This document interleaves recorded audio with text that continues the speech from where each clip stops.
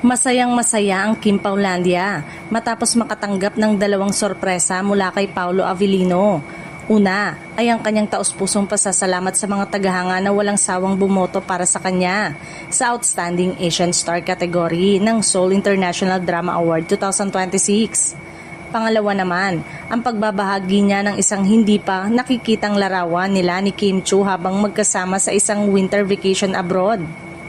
Sa kanyang ex-account, nagpahayag si Paulo ng pasasalamat sa lahat ng sumusuporta sa kanya sa botohan. Aniya, labi siyang nagpapasalamat sa oras at pagsisikap ng kanyang mga tagahanga at sinasabi niyang ang kanilang suporta ang nagpapaalala kung paano siya kaswerteng magkaroon ng isang napakagandang komunidad na laging nasa kanyang likod. Hindi nagtagal, mas lalo pang kinilig ang Kim Paulandia nang magbahagi si Paulo sa kanyang Discord ng larawan nila ni Kim na masayang nag-enjoy sa niebe. Agad itong naging usap-usapan ng fans na naniniwalang kuha ang larawan sa kanilang Norway trip noong nakarang holiday season.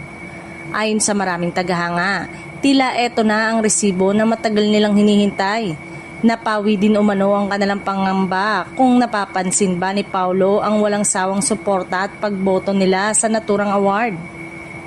Lalong nadagdagan ang kasiyahan ng Kim Paulandia dahil bukod sa mensahe ng pasasalamat ay binigyan sila ni Paulo ng espesyal na larawan na itinuturing nilang bonus para sa kanilang walang sawang suporta.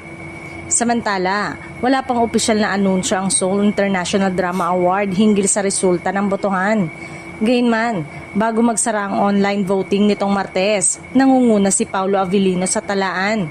Kasunod si Kim Chiu sa ikalawang pwesto at si Ann Curtis sa ikatlo.